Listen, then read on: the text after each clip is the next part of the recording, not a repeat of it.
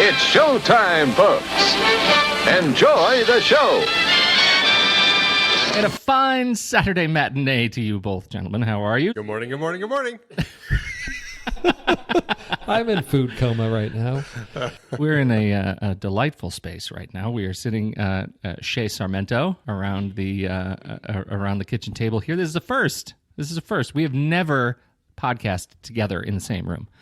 You may be surprised to know. I don't think anybody was assuming that we were in the same room. It's crazy actually staring at you all. Yeah. And I get to see your podcast face. It is a fine 90 degrees in sunny Phoenix, Arizona, and a great little vacation spot. I feel like I'm in a spa. We're going to talk about movies. Thanks, for everybody, for giving us a little vacation. It's been a fun little break for the month of July, and now we're back at it, kind of getting back into the routine. How's your? Do you want to do a hot list of your favorite movies that you've seen over the last couple of weeks, 3 weeks? You're throwing that at us out of the gate. Ant-Man and the Wasp. Ant-Man and the Wasp. I will. Yeah, I haven't gotten out to see nearly enough this summer, but that was a pleasant surprise. I'm right there with Andy. Yeah, I know you love it, but The Incredibles 2 was a little bit of a disappointment. God, why are you filled with hate? You bring the world is worse for that opinion. It has its moments. The whole movie is a moment of awesome with a great villain. Yeah. So... And there we part ways. Oh, Andy, the music, the father story, him trying to adjust to, life as a parent with the mom goes back to work. So I haven't seen it. So it's basically Mr. Mom, the superhero story.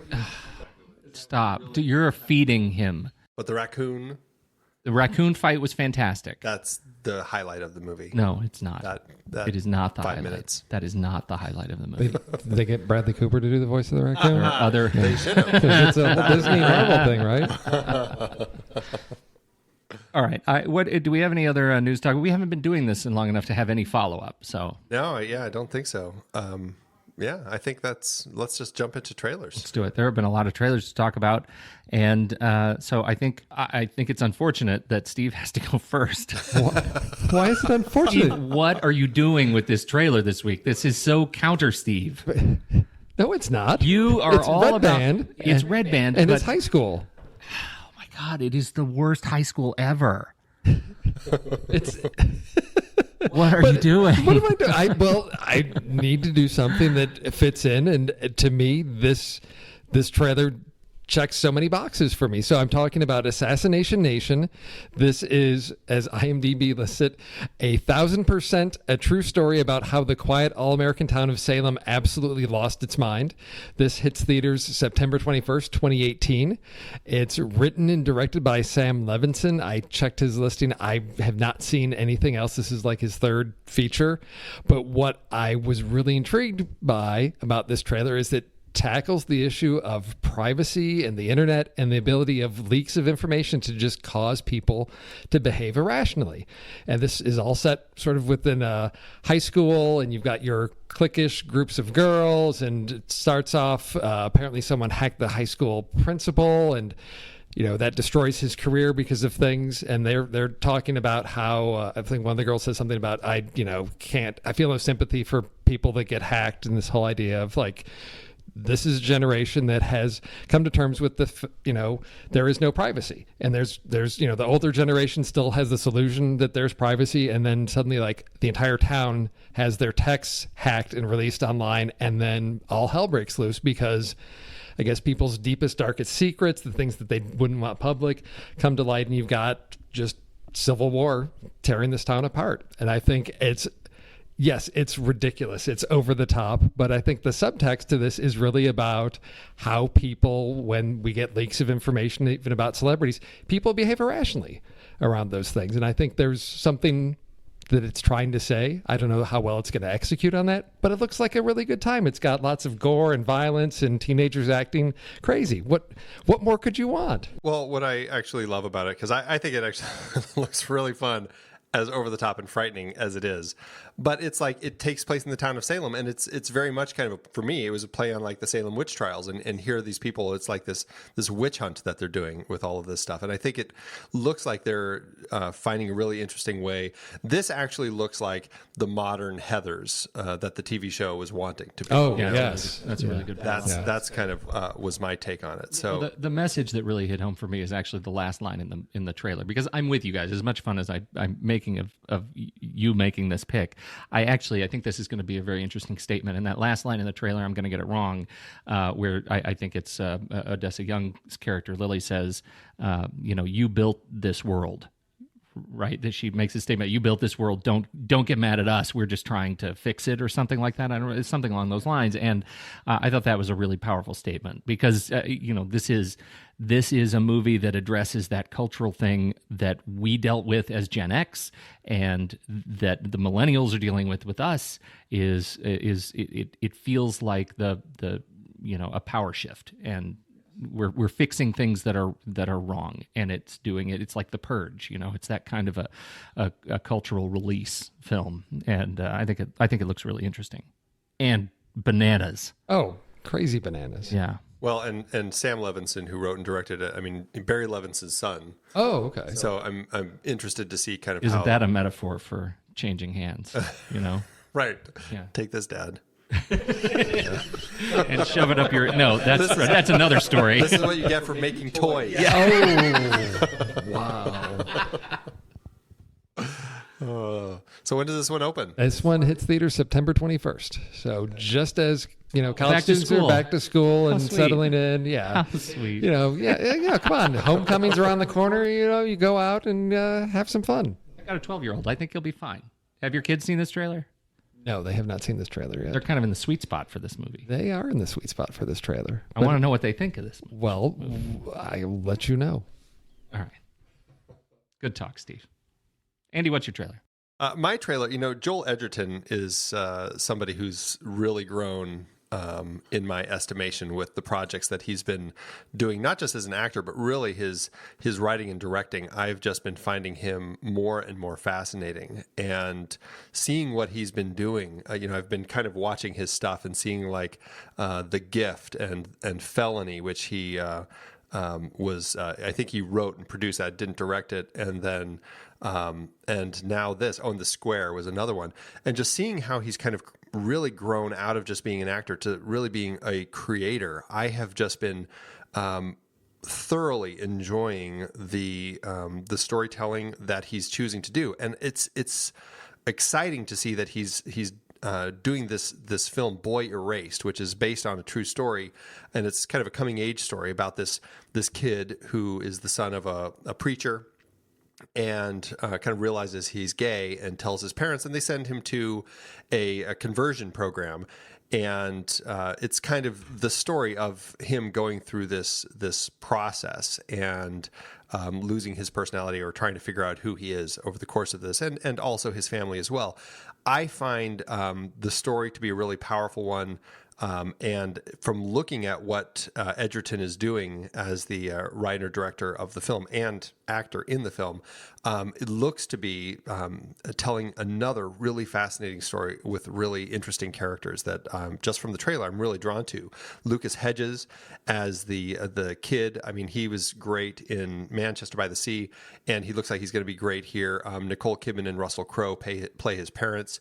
I love seeing the two of them. And on screen, I feel like just already watching the trailer, I feel like this is going to be a powerhouse film that people will be talking about at awards time, because it just looks like a powerful story. So, yeah, I mean, I'm really excited. What do you guys think of this one? This one was, I'd heard about this as because I'd been doing some research on Joel Edgerton when JJ and I did Felony. And so I was looking into what Joel had coming up, and I had heard rumors about this, so I was waiting for this trailer to hit, because this is one that to me it's like the counter story to Love, Simon that came out earlier this year.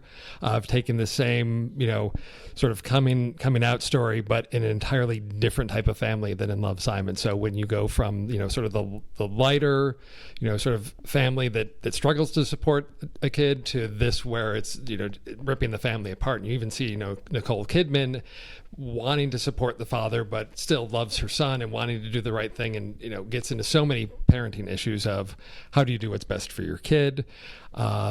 This to me seems like one of these perfect like Oscar things. You mentioned Lucas Hedges in Manchester by the Sea. We also forgot Lady Bird and Three Billboards. Right. So I mean, this is just, he keeps finding just the right projects, and this is a kid I think we'll see a lot of great things coming from. But this cast looks great. I think this is going to be a powerful film. I think it's going to hopefully create lots of discussion and debate around this topic, based on a book which I haven't read.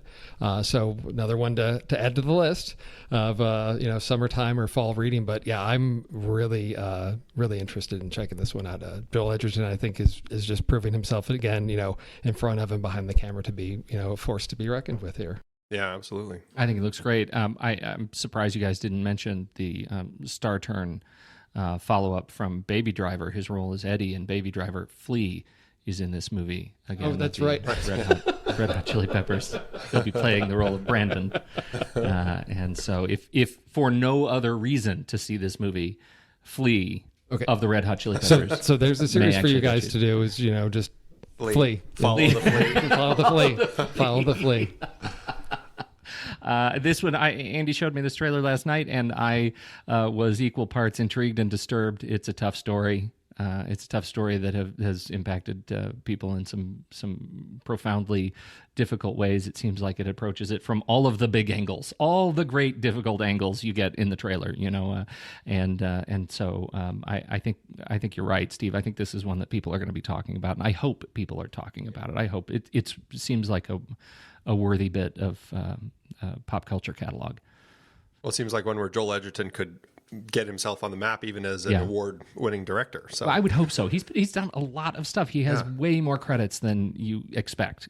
He's been around much longer than you kind of think about. I'm ever impressed with the fellow. So absolutely. This one's coming out November 2nd, 2018 here in the States. So that's mine. Boy Erased. I'd like to open with an apology for my trailer to Steve.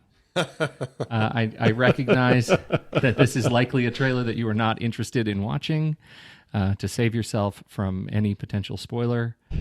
And I made you watch it anyway because it's a pick. Are you okay? I'm fine. Really? You're doing all right?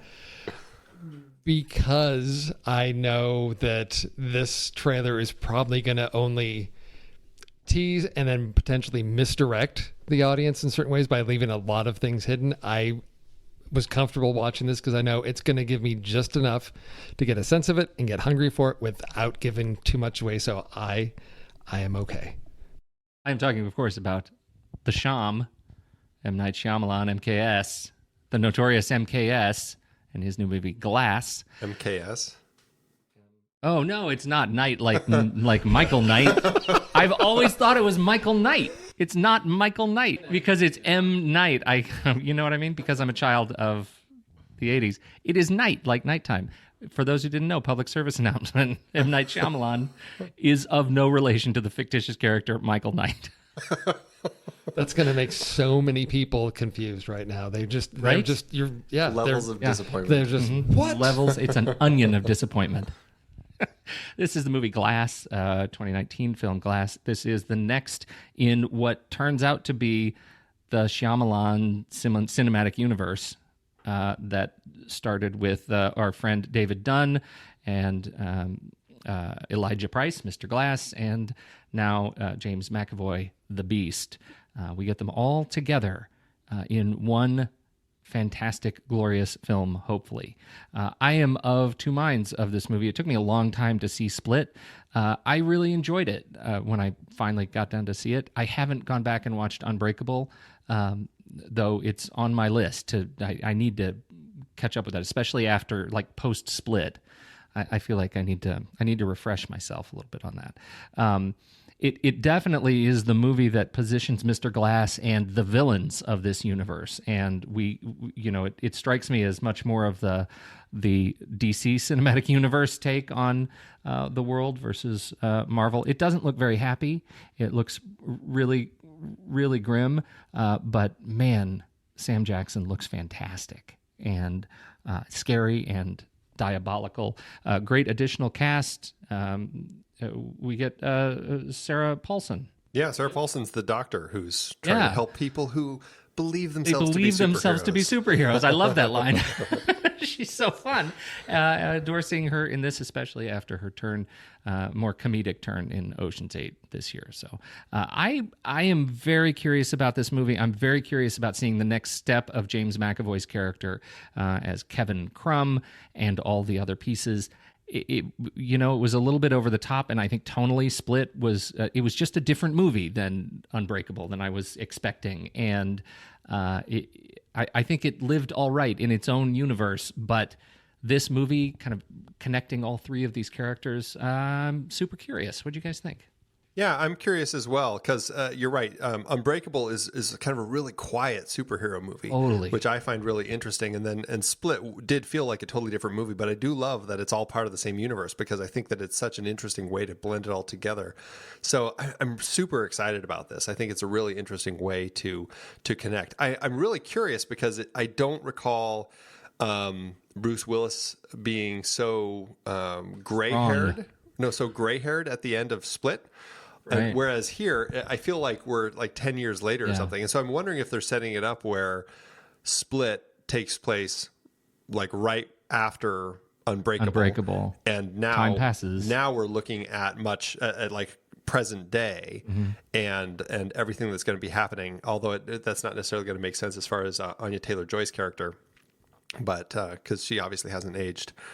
Whereas Bruce Willis's son has aged. So I'm curious to see how they find a way to kind of evolve the story a little bit. But I'm excited because I those are two Shyamalan films that I really enjoy. And the fact that we're creating this universe with it, I'm excited to see where they're going to go.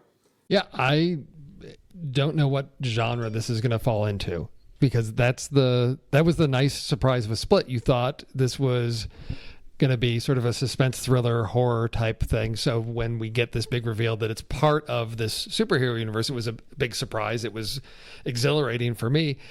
Unbreakable, again, at that point when it came out, we didn't have superhero origin story movies. So this was, it was just sort of a story. Now there's all these expectations. So I'm intrigued with what the approach to the story is going to be. The idea of having the three of them in a room together, getting some type of therapy or treatment. And then as we see in the trailer that, Mr. Glass is, starting to work with, Kevin here on, there's some plotting, there's some planning going on. So I don't know if I should be expecting the standard superhero film or if there's going to be a different type of story that's being told here again within this universe. I think that's a really great point. And it's a totally Shyamalan thing, right? Here's the poster of Glass. We're just going to show you all three of them together in a room, right? That for many would be the surprise normally. We're just going to lean in on what you already think is going to be the twist and show you something else, that you just will not expect. So I'm excited about that part of it, even though I'm super torn on a lot of Shyamalan films that I don't think are as effective as he really, really wants them to be. Certainly not as effective as past films. So I'm really excited to see this one just because it's an audacious thing to do. The big rollout starts January 17th, 2019. It's early January thing. So I have a feeling this will probably be our January Film Board pick. Well, I'm thrilled that he's sticking with the kind of that interesting Blumhouse model of let's do a low budget horror for January and make a lot of money. Yeah, so that's great. It's been working. That's right. Lean in. January 19th. Cool. There you have our January 18th. Yeah. Well, it's right in there. There you go. All right.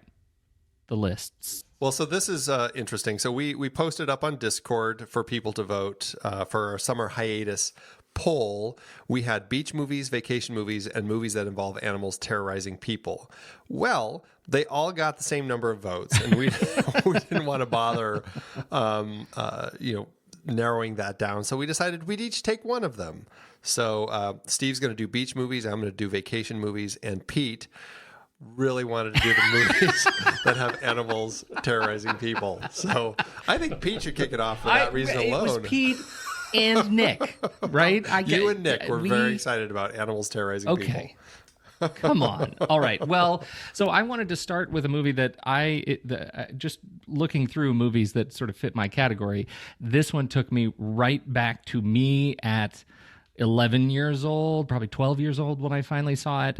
It is a story about folklore, modern sewer folklore. If you're not familiar with that, the general category of sewer folklore, this is the movie that starts it all. I'm talking, of course, about Louis Teague's film Alligator, 1980. Tell me you don't go right there. I haven't seen it. Well, perhaps on like WGN on a late Friday. That's how you see this movie, Steve. I That's the only way to see it properly. It's been so long. I don't know if I've seen the movie or just have heard so many, retellings of the urban legend that I've substituted that in for seeing the movie, because it is not within the past 30, 40 years that I've seen this movie, if I have seen it at all. When did that air? When did it air, Pete? What, Alligator? Yeah. I don't know. I mean, it came out in 1980. When would it have come out first on broadcast?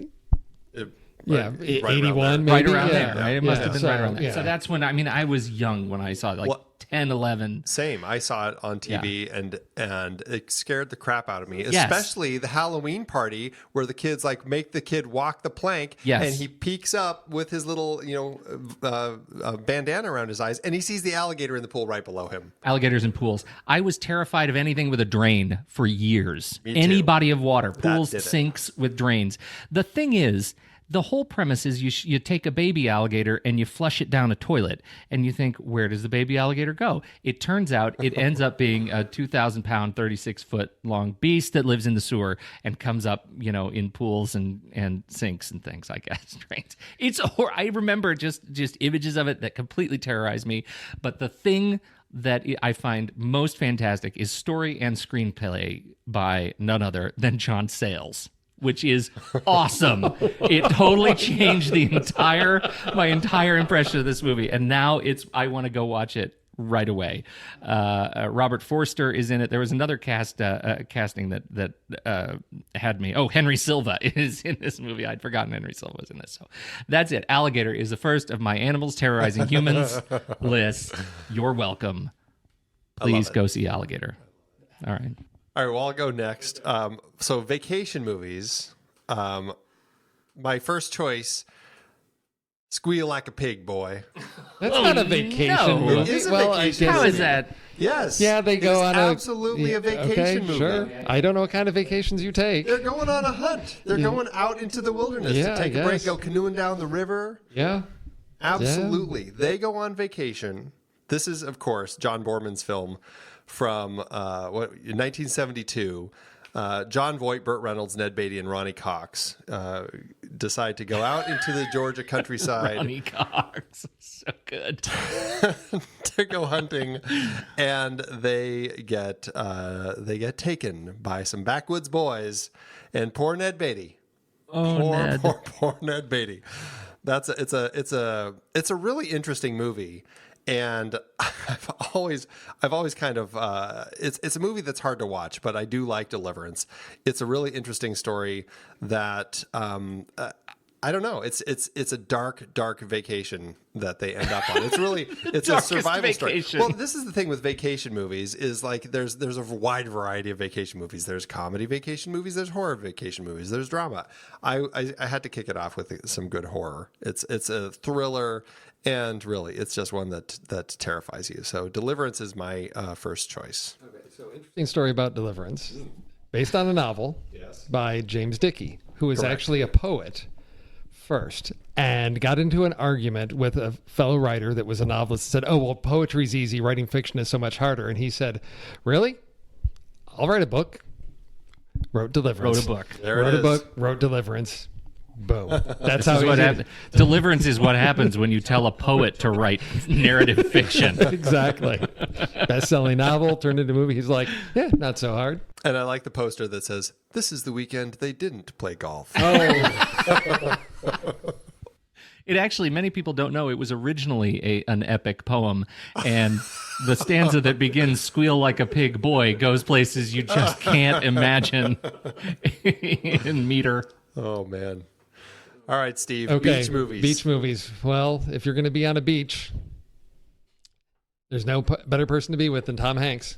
So we're gonna go. I like that. The penultimate sort of beach movie, being stuck on a beach for a really, really, really, really long time with a volleyball. So that's my first. I think we've talked about Castaway on a list before. Maybe I try to get Tom Hanks included as often exactly. as I can, But so I thought I'm sure it's possible. this is sort of one of those, when you think beach movies, this is your starting point. Although I do agree with Andy. I think the movie runs too long. They could cut off the beginning. They could cut off a good chunk of the end, and you'd have a much stronger story. Maybe we'll work on an edit of Castaway to leak out there. But yeah, that's my first pick for the beach movies. I love it. I think it's a really strong movie. Tom Hanks is brilliant in the film. Wilson is equally brilliant. And, Arguably, Wilson is the strongest part in the film. Hey now. But yeah, it's a great movie. I really do enjoy it. I do struggle with the Hollywoodness of the beginning and end, but man, everything on the island is just a 5-star film for me. I like the movie too. I'm just being a smartass. You're being difficult. I know what you're doing. My number 2 film in my list of animals terrorizing humans. I was pretty excited about this movie. Again, it's been a long time since I've seen it, but it does exceed the 6 stars on IMDb. So there's something. This is a film from 1988, a film in which the good Alan Mann, paraplegic Alan Mann, develops a special kind of relationship with his service monkey. Go ahead. Do you remember? No? No? Nothing? This was George Romero's first studio film, Monkey Shines. Do you remember this movie? The title popped in my mind, but I thought, no, I was thinking, for some reason there was a Stephen King thing with the wind-up monkey toy, and I thought that's what that was, but I don't know. Your wife just brought me a monkey shining. It's a monkey. He's a little monkey. Little monkey. We've got a little fetish monkey here. Look, the monkey was terror. This is the worst capuchin ever. Like, this is no Friends. This is it is full of great sequences. Like the monkey goes bananas and throws a hairdryer in somebody's bath. Like the monkey starts, protecting. Okay, so the owner, poster right. has the little wind-up monkey. You two toy. should talk. This drove Andy crazy last Yeah. night. I was like, oh, that's the one with the little monkey clapping Right. cymbals. But no. No, that has nothing to do with the It's story. nothing, no. Apparently, that my recollection of the film Monkey Shines is actually the story that is in Skeleton Crew that Stephen Yes. King wrote. Yes. And that's the cover of the book. Right. But there's a story in there called, I think The it's just Monkey. The Monkey. Yeah. Which is about that. And it when every time it claps its cymbals, it kills somebody or something like that. Stanley Every time, Tucci was in this? every time an angel gets its wings, every time a monkey claps its tambourines, a child dies. Stanley Tucci was in this. Janine Turner was in this. What? Yeah, Stanley Tucci's in it. Yeah. Okay. And Jason, I can't pronounce his name. Jason Beg? Jason I don't Beg? know. B-G-H-E? How do you pronounce that? Bagel. Yeah, Jason Bagel, John Pankow, Kate McNeil, Joyce Van Patten. Again, directed by George Romero, based on a book, not by Stephen King, but by Michael Stewart. So I am a big fan of Monkey Shines. I think I'm going to see it again. I remember being impacted by this. It's one of those movies where you think the monkey is a sweet, super kind creature that is out to help you in the world, and really it just tries to electrocute you and stab you at every chance it gets. So, monkeys, man. There it is. All right, back to vacation movies. My next vacation is one that gets interrupted because of baby steps. That's right. We're talking about What About Bob? Frank Oz's fantastically hilarious film. So good. Bill Murray, Richard Dreyfuss. This, it's hard to say if it's my favorite Frank Oz film, but it very well could be. This movie is just freaking hilarious, and largely it's because Bill Murray is perfect, but pairs so perfectly with super cranky Richard Dreyfuss, who is brilliant as the psychiatrist trying to help this guy, giving him tips like baby steps, which is some of the funniest stuff. And I mean, that's something that we probably quote pretty frequently on the show is baby steps. I think this movie is hilarious. I've always enjoyed it. Those two are great, but Julie Haggerty is also great. The kids are great. Honestly, I think that Frank Oz is really tapping into just a perfect level of humor with this film. And I think Bill Murray this is so perfectly that Bill Murray sensibility that it just works brilliantly as this crazy guy who just has the perfect way of getting under his psychiatrist's skin. So, that's my next one. What about Bob? Fantastic film. I love this movie.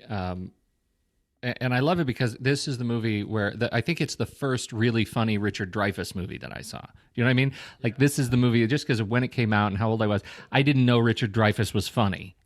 Like a funny, like, straight man. And I think this movie just is a celebration of Richard Dreyfuss and just all the perfect ways. You know Bill Murray's going to be funny. Yeah, right. Yeah. No, this was, I think, one of the, Frank Oz, I'll say, I think Bowfinger is got a top-notch place for me. I'm going to give you a big thumbs up. I just watched that recently, and it's much more of a win than I had given it credit for. I laughed a lot during that movie. That one's very insidery, but yeah, What About Bob is you said everybody on this highway is a stunt driver? They're all stunt drivers. It's going to be great. They're all watching out for you. So but I think this one, I don't know, it was like he was in a great spot in his career.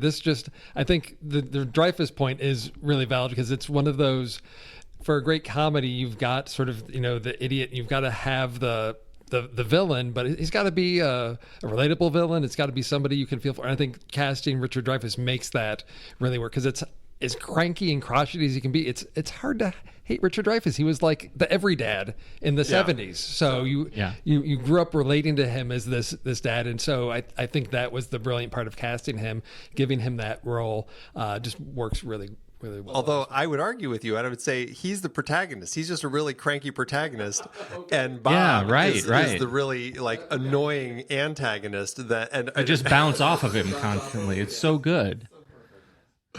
All right, what's your next beach movie? Okay, my next beach movie. So everybody knows Alex Garland as the writer-director of Annihilation and Ex Machina. And before that, he wrote some other films that I think, proved he knew how to write a good movie. I mean, he had Dread, he adapted Never Let Me Go, Sunshine, 28 Days Later. But way back in the 90s, he was a little novelist, and he wrote a book called The Beach that got adapted into a film directed by Danny Boyle. And that was sort of the first time Alex Garland gets his work on the screen. And I don't think any one of us would have expected he'd be this, sort of celebrated sci-fi director. But I remember when this book first came out, reading it, it was a really compelling read. It had a different voice. It was really speaking, I think, to Gen X. And so then to see it turned into a movie that is probably not the greatest in Danny Boyle's catalog, but you've got Leonardo DiCaprio in Thailand discovering a secret map to a little exotic location. And then, of course, there's Paradise, and then Paradise Must Fall. But it's called The Beach, so I have to put it on my list about beach movies. I haven't seen it in a while. I do need to see it again, but it's a pretty dark beach movie. It is a dark beach movie, but you've got a good cast in this one, and I think it'll be interesting to see Baby DiCaprio in a movie since it's been a while. This was I think one of the first things he may have done after Titanic. I think he was on hiatus for a little while after that. But actually, when this was being shot in Thailand, my brother happened to be out there and got to be an extra on set. So he had some interesting stories to share about that. One of the makeup guys that was doing some of the basic makeup work had just finished Phantom Menace. So he was being grilled with questions about what was this new Star Wars movie that everybody's waiting to see. He, of course, could not talk about it. And, well, we all know what happened with Phantom Menace. Well, and this is really kind of also where Tilda Swinton started making it onto the scene. I mean, she was already an actress and had a big body of work, but it was smaller films. It was much more kind of the smaller type of British films that she was doing. And this was, I think, really kind of the beginning of where she took off. Because after this, then she was in Vanilla Sky with Cameron Crowe, Adaptation, and it just kind of grew from there, kind of her stature as an actress. So this really seemed to be, for me, where I first really started paying attention to Tilda Swinton as an actress. And this is, I guess, the first film that Danny Boyle did that didn't have Ewan McGregor. And this was the famous film where there had been that falling out between the two of them. Whatever happened, I don't know. But that's how Leonardo ended up in this instead of Ewan McGregor. I sometimes remember watching this and thinking, I wonder what this would have been like with Ewan McGregor in it. I sometimes feel that this was one of those films where Leonardo was young. His performance, I think, was great. I think he was great. But anyway, good pick. Dark Beach. I got one more. Can we do one more animal? Let's do it. All right, here we go. The last one that I've got here is the film The Reef. It is an Australian horror film. That's beach. It's beach related. They're in the water. Oh, okay. They're in the water. It's close to the beach, right? Coral, water. Okay. Boat capsizes, loosely based on a true story. Unlike many shark eat people, I think I'm on the record as being a fan of sharks eating people in movies. That is one horror movie trope that I am okay with. Right, I'm okay. Because you don't go in the water. I don't go in the water. I'm okay. So, this movie, I think, is made more scary because there's no giant shark. This is one of those movies that's loosely based on a true story about sharks. There's a boat trip, many friends on a boat. Boat hits the reef. Boat capsizes. Sharks come, and they're like normal sized sharks. And you know what? Normal sized sharks eat people too. Apparently, is what we've learned from this movie. It is more scary as a result of that. It as an Australian film, I think it's terrific. We came across Black Water, which was also from director Andrew Traucki, which I have not seen. I don't think anybody. Have you guys seen it? Also a film that apparently we need to see. Okay. And I think it involves crocodiles, so it would also fit on my list. The Reef, 2010. It's a good one. You should go see it. Fun times. Well, for my final vacation movie, I'm doing a road movie that Pete would never let us include on our You're going to use this chance to throw down with me, right? Films because he hates it so much. It's Ridley Scott's Thelma and Louise, which I really enjoy. This is I guess they're taking a vacation. Yeah, they're taking a vacation. Okay. This is the two of them getting out on the road and doing something together. And unfortunately, it goes down a dark path because of a horrible thing that happens along the way. I think it's a fantastic film, regardless of what Pete says. We're going to do it as a series of the early films of Brad Pitt. That's the only way we'll get it on this. Oh, there you go. We can talk about California. Hey. Right? Cool world. Cool world, Hollywood. So anyway, Thelma and Louise, I think it's a strong film, great bit of scenery, and of course Ridley Scott is, I think, doing some great work with this one, regardless of what Pete might say. And Hans Zimmer, I think, has a great score for this one too. So, but yeah, that's my final vacation movie, Thelma and Louise. I agree. That's a good pick. It's one I need to revisit. I haven't seen in a while. I am going to finish off my list by going back to what I always go back to, and I've got to have a movie about teenagers. This one was not high on anybody's radar. I just I picked this up at the video store and thought, oh, this looks like an interesting sort of summer drama about, coming of age. And this cast: Steve Carell, Toni Collette, Allison Janney, Sam Rockwell, Maya Rudolph, Rob Corddry, Nat Faxon, and Jim Rash. I'm talking about the way back. And this is a story about 14-year-old on summer vacation with his mom and her really obnoxious boyfriend played by Steve Carell. And he's having a tough time fitting in, so he goes to the local water park, run by Sam Rockwell, who gives him a job, and it has a nice sort of summer, meeting a girl, falling in love, all those great things in dealing with, his mom and overbearing stepfather. And it is written and directed by Nat Faxon and Jim Rash, and is one that if you have not seen, this is a great family movie. If you've got kids, to just sit down, really enjoyed this one. Amazing cast. I think a film that has not found a place that it should have as really a classic. We talked about that on a trailer pick whenever it was We coming did, out, yeah. but I never ended up seeing it because I don't even think it played in theaters very long. So it kind of disappeared and I forgot about it. So I'll have to check that one out. You know, it's interesting. I mean, it just reminds me how talented Jim Rash is. I mean, and you pair this with The Descendants, it's a great mix. I think this movie was fantastic, and it's a great summer pick. Yeah, that's Cool. it. That's our list. How exciting is that? I love it. All right, so now we're back in the swing of things. What are we going to do next week? Well, we are going to be doing our next poll, which I'll get up on Discord here shortly. It is more summer-related stories, at least for those of us in the Northern Hemisphere. We're doing the options are back-to-school movies, summer vacation movies. We're trying to be a little more specific. They're not just vacation films. And then the last choice, which Pete's excited about, movies where it's really hot. Thanks for leaning in on really. Yeah, well, I needed that. Yeah. You bet.